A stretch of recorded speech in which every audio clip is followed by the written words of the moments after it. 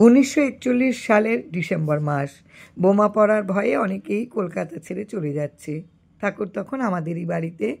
অনেকেই এসে তার কাছে বলল যে তারা থাকতে ভরসা পাচ্ছে না এখানে, কলকাতা ছেড়ে অমুক জায়গায় চলে যাবে। ঠাকুর তাদের কাউকেই উৎসাহ দিলেন না, প্রায় সকলকেই প্রকারান্তরে বললেন যে তিনি যেখানেই যান না কেন ভাগ্য তো তার সঙ্গেই যাবে। কিন্তু অনেকেই সে কথায় নিরস্ত হতে পারল না। তারা কলকাতা ছেড়ে চলে গেল। এক ভদ্রলোকের কথা মনে পড়ে, তিনি একেবারেই যাওয়ার ব্যবস্থা করে যাওয়ার দুদিন আগে ঠাকুরকে প্রণাম করে বললেন, ঠাকুরমশাই, আর কলকাতায় থাকার ভরসা পাচ্ছি না, কবে যে সকলে মিলে বোমায় মরব, সকলেই আসানসোল চলে যাচ্ছি। ভদ্রলোক কিছুকাল আগেই জাপানি বোমার ভয়ে আসাম থেকে কলকাতায় এসেছিলেন, এখন আবার কলকাতার থেকে ছেড়ে তিনি আসানসোলে যাচ্ছেন।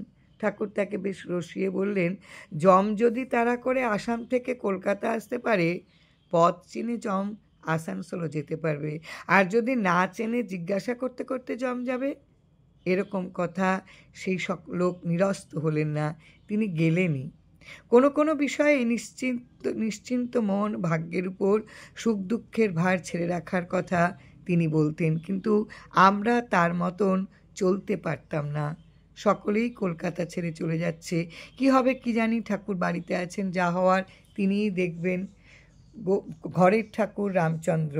জয় রাম, জয় রাম।